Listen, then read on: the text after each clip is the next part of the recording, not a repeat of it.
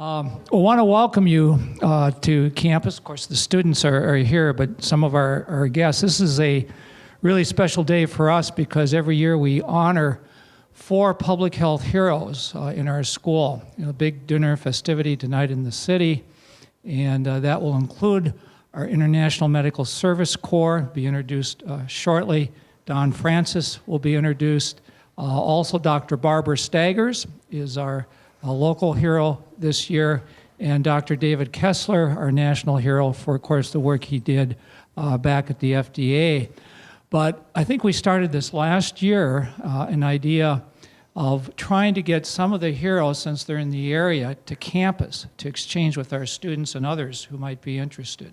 And we have succeeded doubly this year, because we have not only Nancy from the International Medical Service Corps, but Don Francis here as well. And we're delighted to have them here. They are examples for our students because we're all called to be heroes, heroines in different ways, and certainly no shortage of challenges to make that a reality. So the first hour will be the International Medical Service Corps. I'm going to turn it over to my colleague, Malcolm Potts. Malcolm, as you know, is the Bixby Professor, Population Planning, and Director of the Bixby Center here at Berkeley, also chairs our Community Health and Human Development Division, and he will be introducing Nancy. Malcolm? Thank you very much, and let me add my welcome to the deans. This is an exciting time, and these heroes' dinners have really become a very important part of the life of the school, and the way in which we also present ourselves to the outside community. But the most important people are the people that it's our privilege to honor. The International Medical Corps was founded by a person called Dr. Simon, who I've never met, but I would like to meet because I've been there and done that. In 1972, I had the task of leading a group of doctors into Bangladesh after their terrible war of liberation to help the women that had been raped. And I always tell my students that public health is a very tough subject because we're trying to help people that we often don't see. If we tell somebody to breastfeed their baby and the baby doesn't get type 2 diabetes 40 years later, we're never going to see that person. We've made something to the burden of health. Sometimes we're confronted with terrible tragedies, particularly internationally, with famines and tsunamis and wars. And then sometimes, particularly for physicians or nurses, we're confronted with helping those people. But I think why you're our heroine is that it's not just a small group of people helping a small group of people. I think you've done a great job training people to do things, following up, and that's the key thing. And it's a pleasure to introduce Nancy Aossey, and she tells something to our students because she has an MBA. And what I found in any emergency situation is you have to be an organizer, you've got to be able to do things. And those are skills which really are enormously important, and they're just as important or even more important than the clinical skills that we try to bring. So a very warm welcome to you. Thank you for coming. Thank you. Thank you very much. I'm really happy to be here and really, really honored to have our work honored tonight. At your event ceremony. Really great. I'm in great company with other honorees, but to have our work recognized this way means so much to the work of International Medical Corps and the people that we have around the world. I really do believe that these health workers and the places that we're working really are the unsung heroes, and it's just wonderful to be able to, receive this award tonight on their behalf. So I'm really thrilled about that and really thrilled to be here too. I would like to allow enough time for some Q&A at the end. So what I thought I would do is I'm going to start first by showing you a small videotape. It's pretty quick. The main reason to show it to you is to try to put in less than 8 minutes into context the environments that our health heroes around the world work in, and you'll get a better sense of why they really are heroes.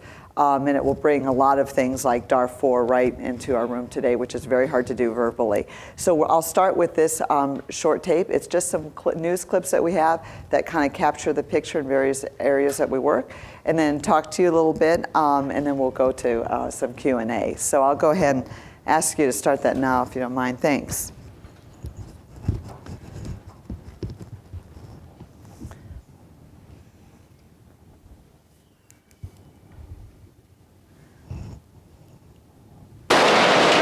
For 10 years during the civil war in Sierra Leone, thousands of teenagers and even young children were kidnapped by anti-government rebels from the Revolutionary United Front. Children as young as 5 years old were forced to fight on the rebel side. And to keep them from escaping, their commanders branded them like cattle with their army's initials, RUF. Into this horror has come a plastic surgeon from Kansas City. More instruments, okay? He set up a field hospital where in the next 3 weeks he'll conduct and organize hundreds of operations to remove the children's debilitating stigma.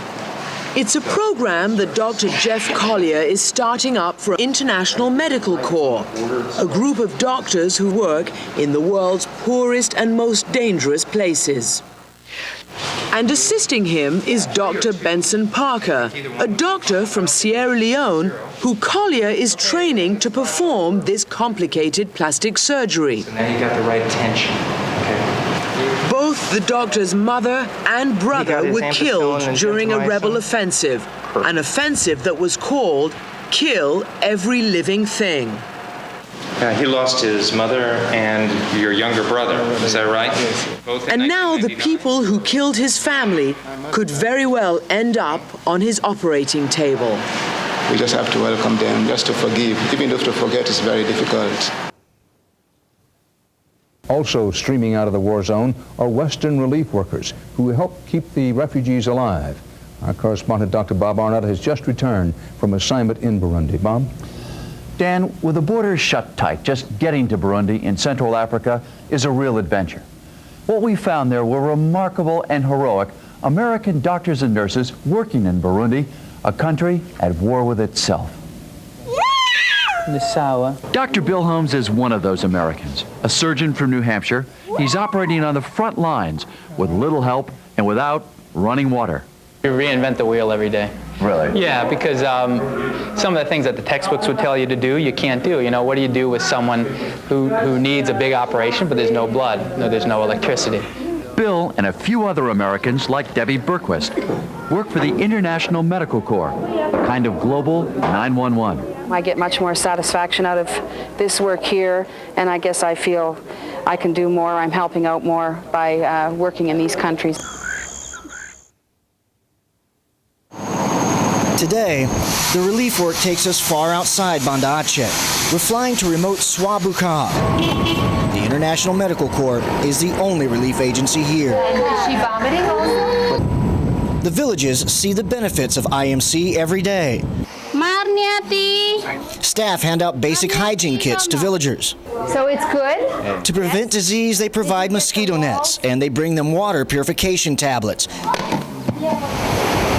But on the coast, the need is the greatest. If you sort of walk out there, you see little things like a child's flip-flop, or a sneaker, or someone's underwear, or something, just very personal little details of what happened. IMC built a community health center. Where there is practically nothing, this is a huge symbol of hope. IMC has given these people the care they need to survive another day and the hope they need to face tomorrow's sunrise. Nancy, what does the International Medical Corps do?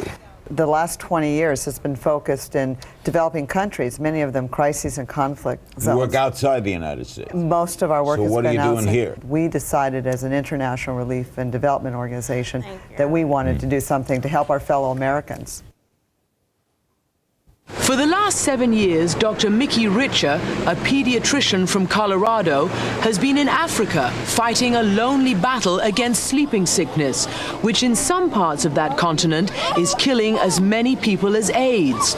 The difference is that even though it's classified as fatal, there is a cure for sleeping sickness. So that's a dichotomy, huh? A fatal disease, and yet we have a cure for it, so why aren't we trying to cure the people that have it? Because we don't have the resources.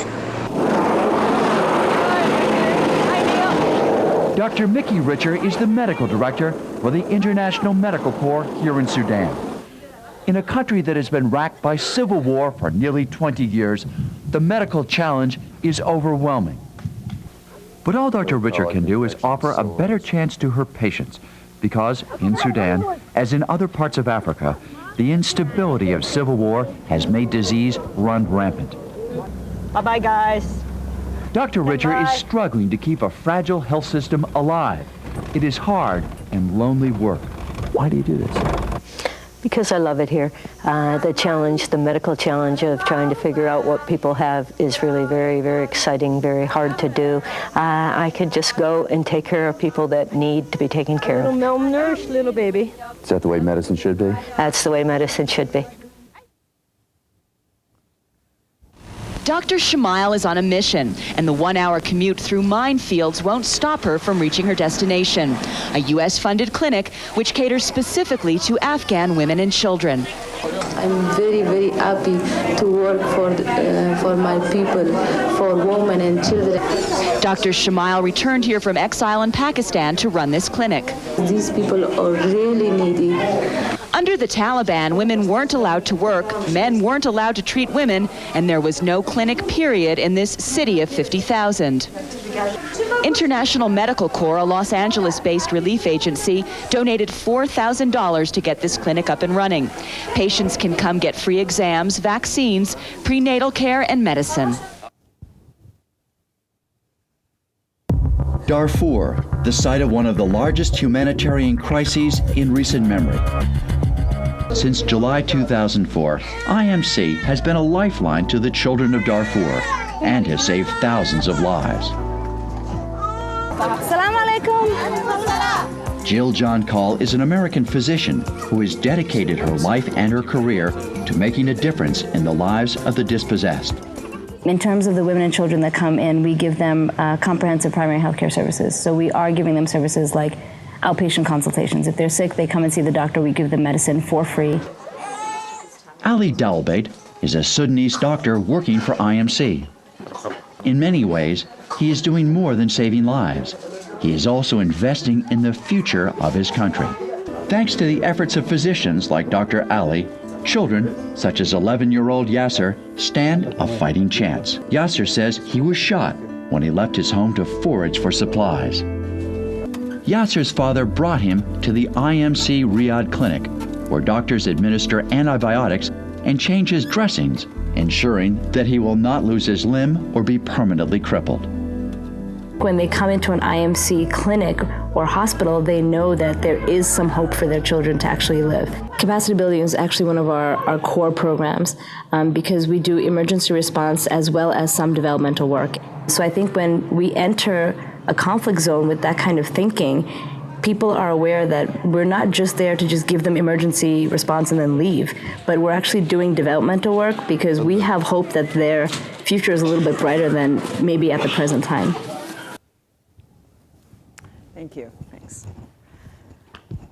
So that gives you just a little bit of a taste of some of the areas we're working in. So what I'd like to do is give you kind of, a fast or quick overview of this work, and especially how it's changed and evolved over the 23 years that I've actually been involved. And I'll highlight anecdotally some situations along the way, and certainly talk to you as well about current events and what's happening in the world.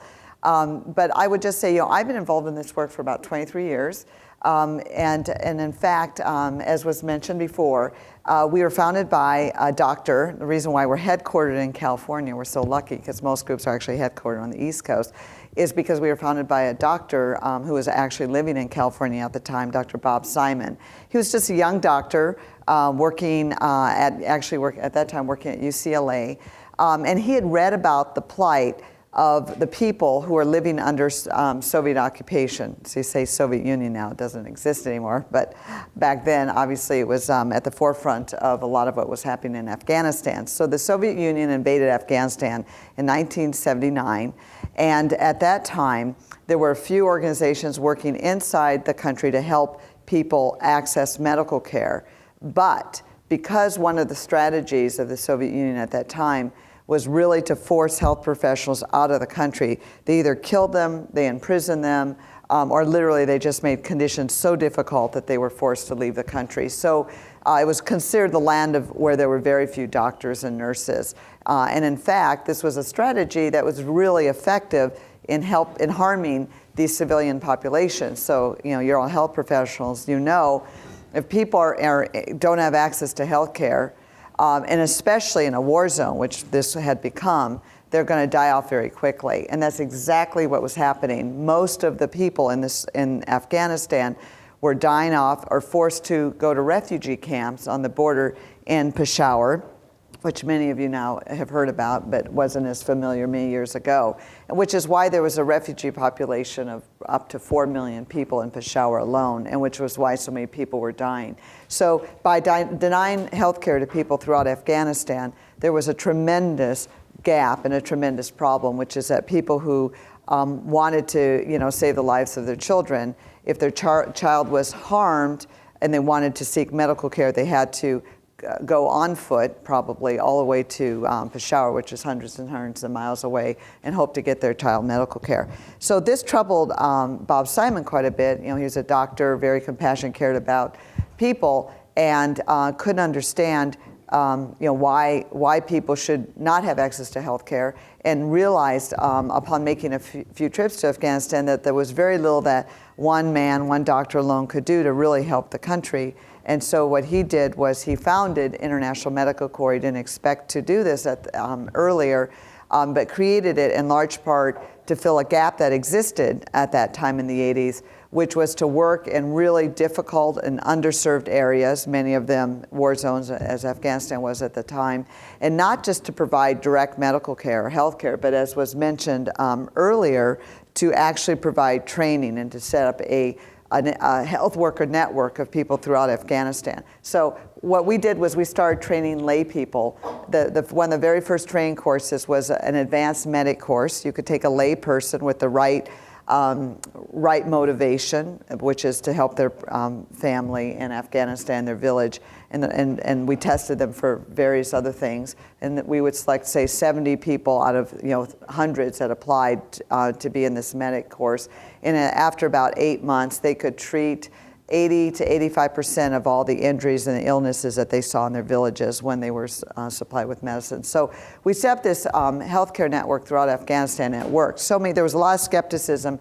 People said it couldn't be done. We were a startup group, very entrepreneurial, and probably didn't know all the obstacles that existed, but the attitude was, we'll just figure out a way around the obstacles. So I started shortly after he founded the organization. He founded it in '84, and I started in early '86. And I still remember that famous interview with the startup board of directors where they asked me about my international experience.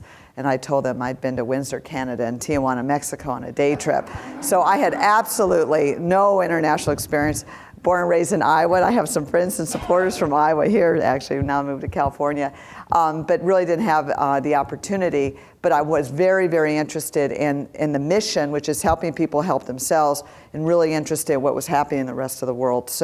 I talk about those days because there's a few things that have really changed and evolved over the last now 23 years. First, the humanitarian world, and I'll touch on a number of these. The humanitarian world at large relies increasingly on academic institutions like Berkeley. Second, there's at the ground level or in the field, I'll usually refer to it as in the field, there's a greater media presence and real-time media presence than ever before.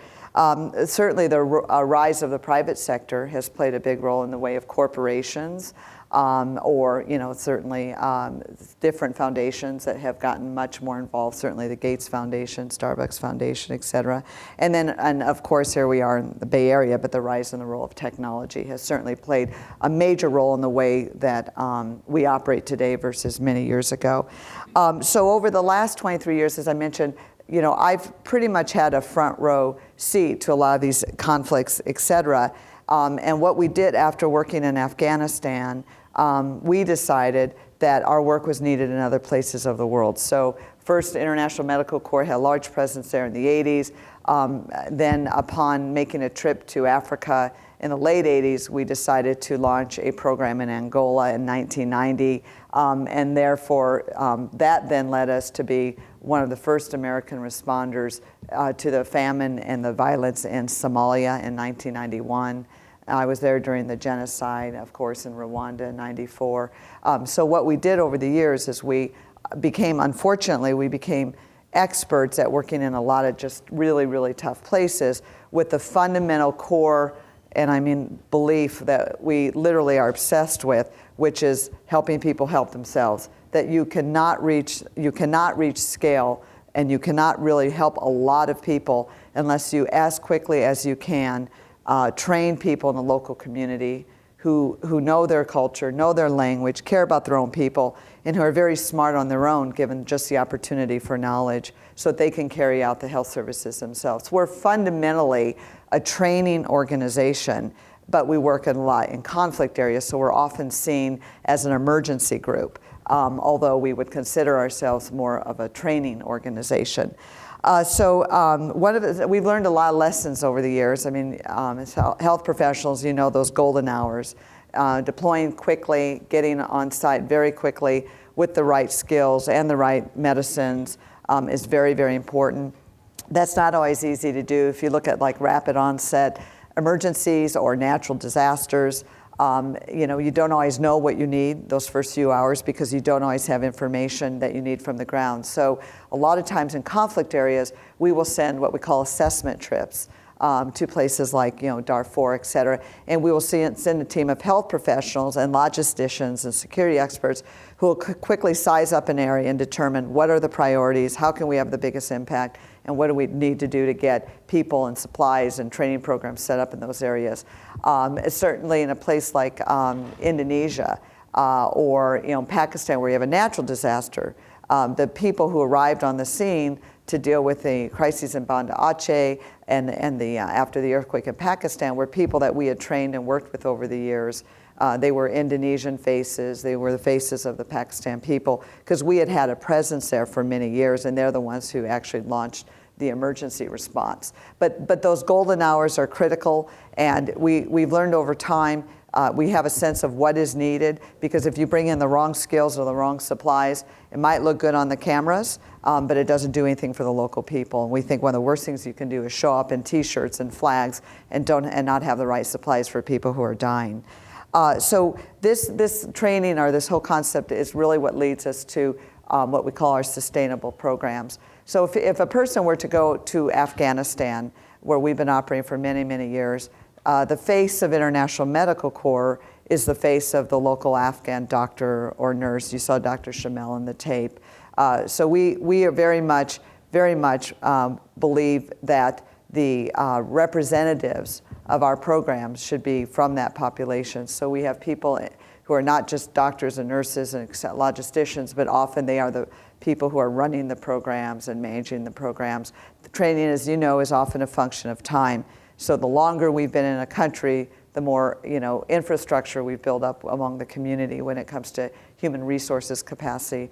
And the shorter time we've been in one, the more likely we are to rely on outsiders, like you saw in Darfur, Dr. Jill, who went for a few months and then stayed for a long, long time. But we'll rely more heavily on outsiders in the beginning until we shore up the capacity there.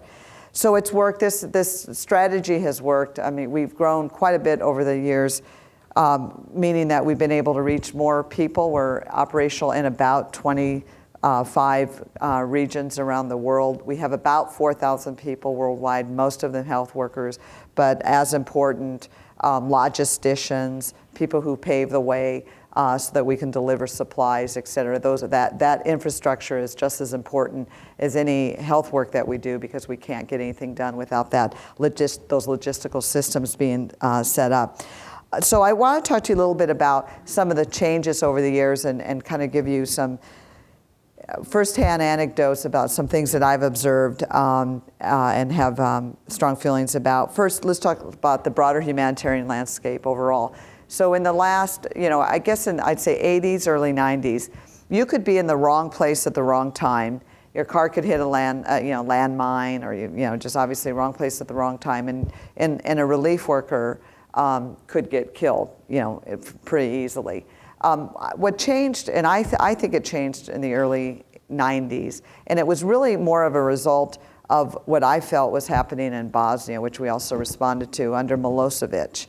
Milosevic had a strategy, and it was scary. It was really a frightening strategy, and it worked, where his people, his militia, would single out and they would target and they would kill journalists because, you know, the feeling was journalists tell the story and they get people all riled up and then people get mad at Milosevic. So a lot of journalists were killed in that war, and also singled out relief workers as well.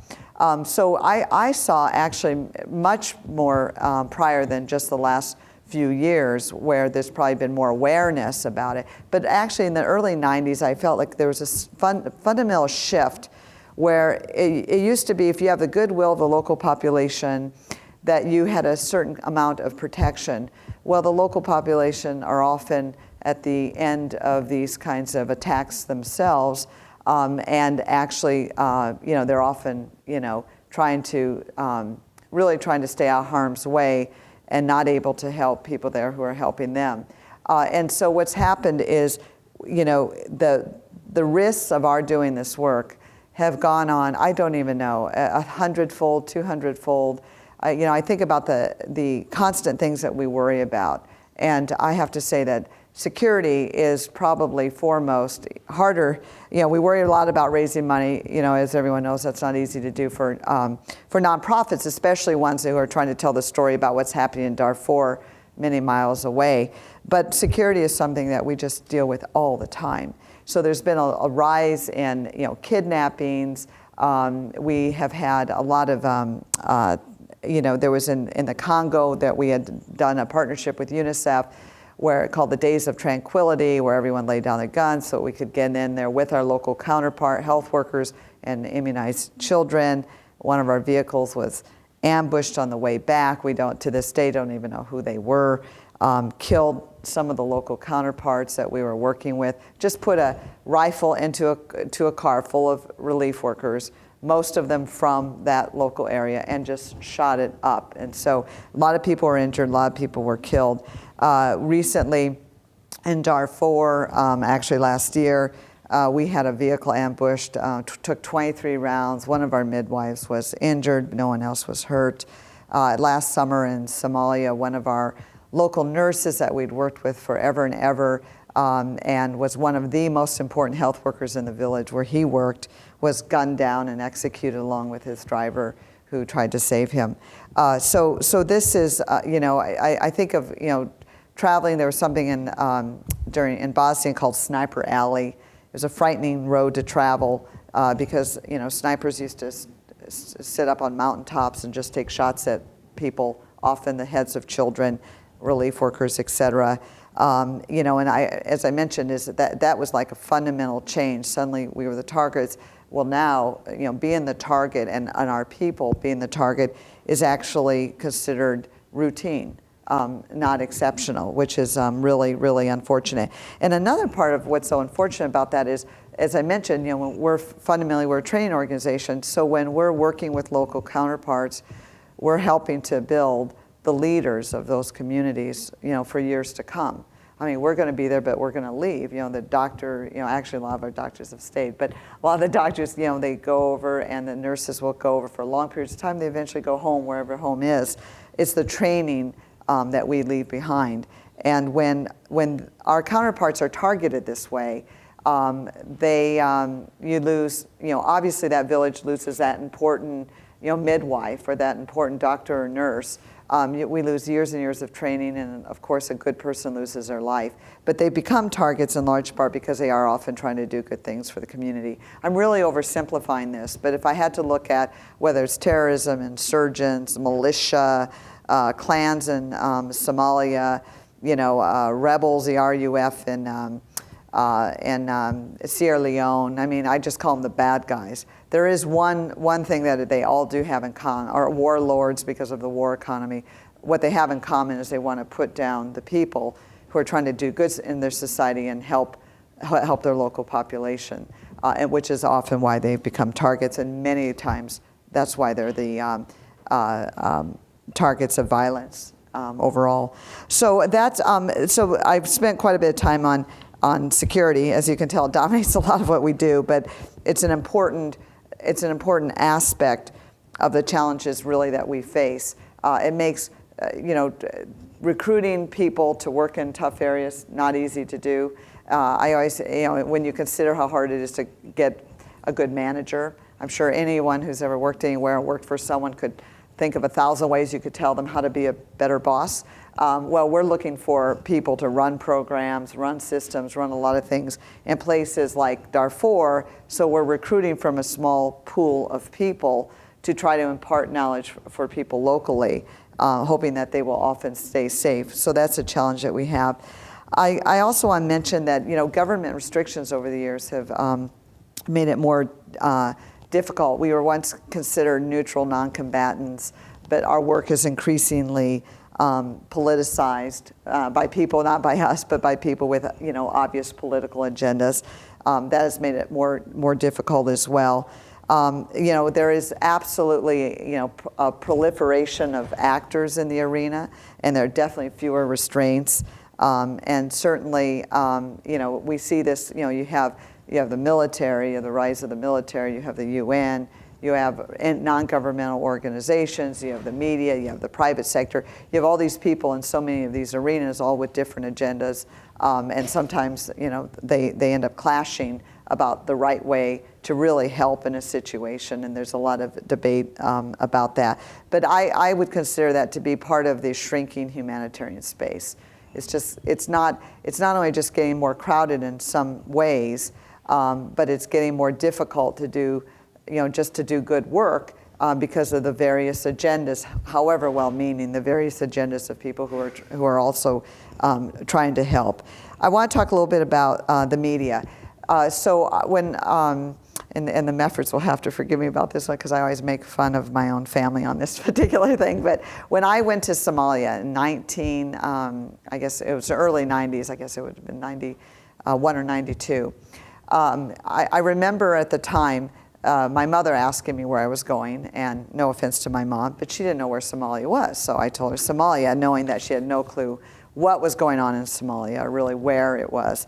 And so I'm in Somalia, and things were bad, complete anarchy, gunmen everywhere. I mean, we get off these relief planes, you look out, and I thought, I can't believe people can carry 2 or 3 guns at one on each side and one in their arm, just everywhere with the total chaos, civil order broken down, famine. People were dying by the thousands of famine because of the violence. They were dying from the violence, and it was there was indiscriminate shelling in Mogadishu. It was just a very, very difficult place to be. And in fact, one of the people there who was our security guards was gunned down, not probably 20 feet away from us or so, and he was unarmed because of a clan dispute at the airport when we were loading relief supplies. But anyway, so I remember at that time, there was not very, satellite phones, think of a huge suitcase. I mean, that's what they were. Cell phone technology was really not, it was very cumbersome. And we did have one cell phone, and a lot of journalists, et cetera, used it. And I remember calling to my office, and they said, "Oh, Nancy, I hate to tell you this, but your mom's calling us every day." And I'm like, "My mom? What happened? What's going on? I'm thinking something's wrong." They said, "Well, she's really freaking out about you being in Somalia." And I said, "Well, she doesn't even, how would she know what's happening here?" And they said, CNN, headline news, every hour, top of the hour. And it was like, it hit me in a way that I thought to myself, it's amazing. Because before, people didn't know, and that's a bad thing, but didn't really know what was going on often, and didn't know for many years later, and so the world reaction was very different. And then you had CNN headline news bringing something like the Somalia famine into the home of an Iowa family, just around the world instantaneously. And that has, over the years, played a large part into why we know a lot about some things that we know a lot about, and why we don't know a lot about other things, the silent emergency. So let me give you a good example of that. During the tsunami, obviously, several 100,000 people killed. We were there, terrible, tragic situation. The outpouring from the rest of the world was unbelievable. And certainly part of that was the size and the scale of the disaster and the human casualties. Part of it was that. But another part of that was in real time. You could probably remember where you were when you heard the news about the tsunami. In real time, people around the world knew instantly what was happening there. And they may not have had all the details about how many people had been killed. We didn't know how many until we got to Banda Aceh. But they had a good sense. And suddenly, there was a lot of attention. It was on the news every day, every hour, every minute. Money was raised and poured in. That is a great example of how the media propels a situation in a way that's so absolutely important. It also has led, though, to the rise of what we call the silent emergency. If I asked, if I took a quick poll here and asked how many of you heard of Darfur, I'm sure all of you would raise your hands.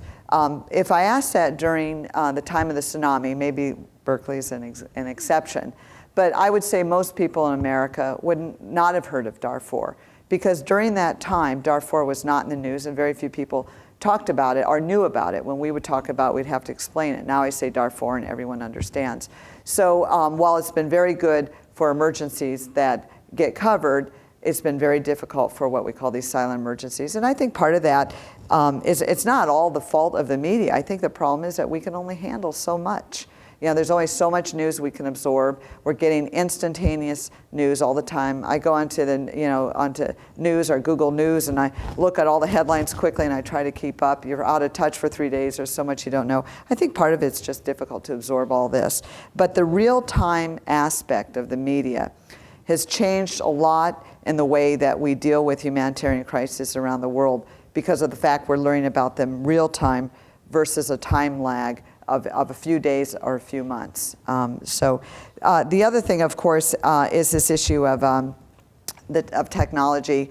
I remember my big technology decision in 1986 when I first started was whether we should buy a fax machine. And so we had it between Peshawar and Los Angeles. And I remember I debated that a long time. And I remember in the 90s someone saying, you need to be networked. We need a website. And I said, a what? I mean, one day everything will be on a website. And I remember thinking, I can't even imagine these things. I look at all the things that we're able to do when it comes to security, when it comes to training in the field, the use of technology in our work. And certainly it's changing constantly because technology is changing. But the things that we can do now in real time that we couldn't do before, from just the program side of our work to just managing the work in a much, much better way. So I'm going to move here in a moment to some Q&A because I don't want to run out of time. But I just want to mention, WHO estimates there's a shortage of about 4 million health workers worldwide.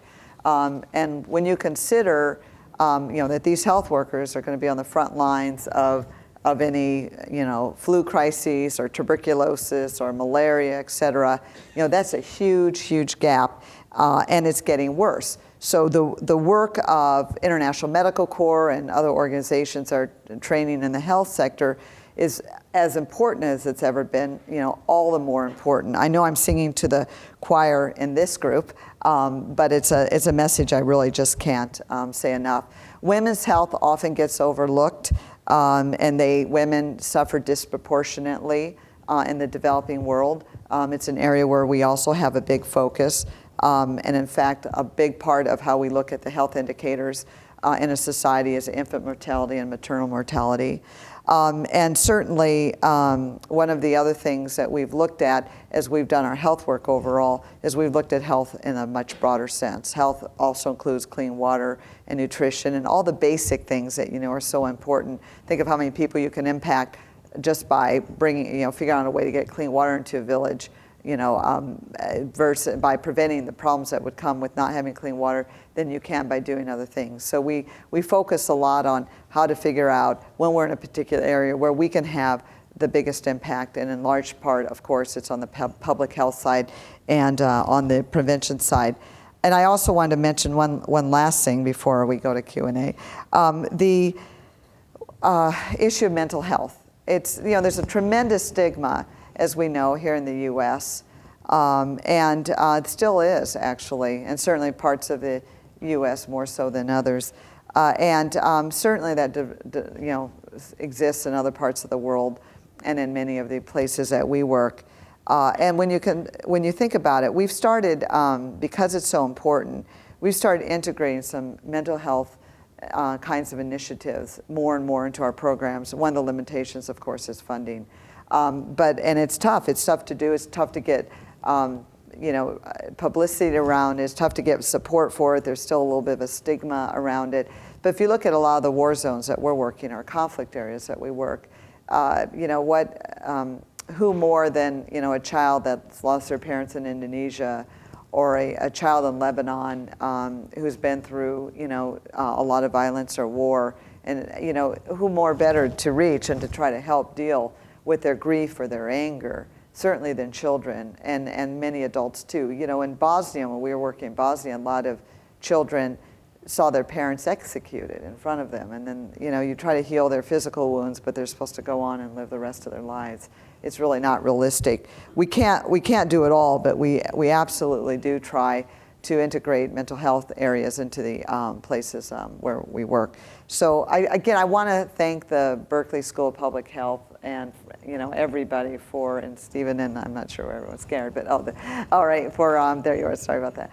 And Pat, everybody, for this award and for having me here today. It's really nice morale boost for our work and for our workers around the world. And it's a pleasure to be able to receive the award tonight on behalf of everyone. So I thought if we have a little Q&A, we still have a little bit of time. Thank you.